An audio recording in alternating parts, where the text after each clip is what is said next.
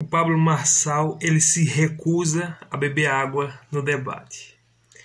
Sinceramente, eu acho que ele fez foi certo, porque ele está sendo uma ameaça tão grande para os outros participantes, para os outros que estão concorrendo a essa cadeira da Prefeitura de São Paulo.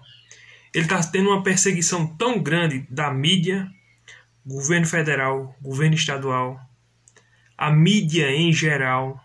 Todos os jornalistas são tudo contra ele. O sistema de esquerda, o Lula odeia ele. Bolsonaro está com Nunes, o governador Tarcísio está com Nunes. Ou seja, ele não tem ninguém apoiando ele. Ele não tem ninguém forte da mídia, do consórcio, do lado dele. Não. Ao contrário, ele está metendo o pau em tudinho.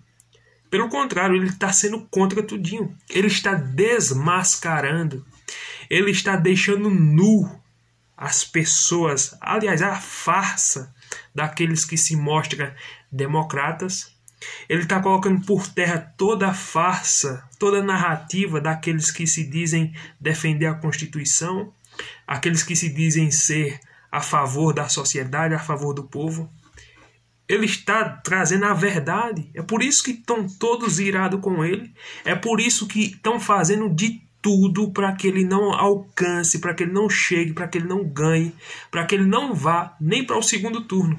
E se tem uma das coisas que ele mais fala, que ele mais prega, é que ele quer ganhar no primeiro turno. Eu não tenho dúvida que ele tem a capacidade de ganhar no primeiro turno. Eu não tenho dúvida. Por quê? O que é que ele precisa? Ele só precisa do povo, de Deus primeiramente, e do povo. Ele não precisa de mais nada. Mas o problema é que eu estava olhando e ouvindo um comentário do Josias, porque o Josias não gosta dele. E Josias a gente sabe que é o jornalista da UOL. Ele é de esquerda. Ele defende o Lula com unhas e dentes. Ele e toda a UOL, a Rede Globo, todo esse consórcio comunista. E eu vendo ele dizendo não, que o Pablo Marçal não quis beber a água do nosso programa porque ele talvez achou que estava em ver, né? A gente não pode falar muita coisa aqui porque infelizmente o YouTube ele fica restringindo o vídeo, a pessoa não pode falar certos tipos de palavra, infelizmente, mas essa aqui é a realidade. E eu digo de novo, ele fez foi certo. Se ele está sendo perseguido por todo mundo, a gente tem que estar com o pé atrás mesmo. Você viu? A escolta dele está redobrada. Ele tem que andar com escolta, ele tem que andar com colete, carro blindado. Os outros não, os outros já são mais tranquilos. O Boulos mesmo, meu Deus do céu, não precisa. Ou seja, por quê? Porque estão todos contra ele. Da mesma forma foi o Jair Bolsonaro. Na primeira eleição de 2018, era a escolta maior que tinha, era a dele. E você viu o que aconteceu em Juiz de Fora. Mesmo com toda escolta, que ali tinha mais ou menos uns 10 policiais ali no meio daquela multidão, mas nem isso impediu que ele fosse e sofresse aquele atentado que ele sofreu. Então, o Pablo Marçal está mais que certo. Ele tem que redobrar a sua escolta, desconfiar de todo tipo de lanchinho, comida que a emissora der ou qualquer pessoa der. Nesse momento tem que desconfiar mesmo, porque ele está representando uma ameaça. E outra coisa, ele está sendo a voz de muitos brasileiros nos debates que ele vai, nas entrevistas que ele vai, nas sabatinas que ele vai. Eu fiquei olhando uma das últimas sabatinas dele. Eu só vi alguns cortes, que ele foi na emissora da Rede Globo News. O cara botou pra quebrar. Eu fiquei olhando a cara da Daniela Lima, ela com aquela cara de assustada. Ele descendo a lenha no ex-presidiário, que agora é presidente da República. Descendo a lenha. E ela como se tivesse com aquele nervosismo, dizendo, não fala isso, porque nós estamos na nossa emissora. A nossa emissora não pode falar mal do nosso presidente. Ou seja, ele foi e desmascarou. Aí tá o pastor Silas Malafaia tá dizendo que ele é um aproveitador. Ele é um falsa direita. O pastor Silas está dizendo que ele apenas está mascarado. E que quem vai dividir a direita vai ser ele. Nós não sabemos. nem eu posso também julgar, eu também não posso apostar todas as minhas fichas e ser um fanático e dizer, não, ele vai ser o salvador da pátria, nós temos que jogar toda a nossa confiança nele. Não, não, isso é loucura, isso é fanatismo. A gente tem que ter consciência. Claro que eu acredito que ele possa ser um novo marco. Claro que eu acredito que ele possa ser uma pessoa que possa trazer algo novo dentro daquilo que ele já vive, que é no setor privado, empreendendo, crescendo e se tornando essa pessoa que ele é, multimilionária, porque ele já é um bilionário. E eu acredito, pegando as palavras dele, que ele disse que ele já tem a vida resolvida. Se ele quisesse ir para o exterior, morar fora, ele não precisa mais trabalhar. Ele já tem uma vida boa. Mas eu quero acreditar naquilo que ele diz. Eu quero servir o povo. Sabe? E quando eu vejo ele pegando aquelas referências, sabe? Quando ele diz, quando o jornalista pergunta, diz uma referência de representante político para você. Ele diz José do Egito. Veja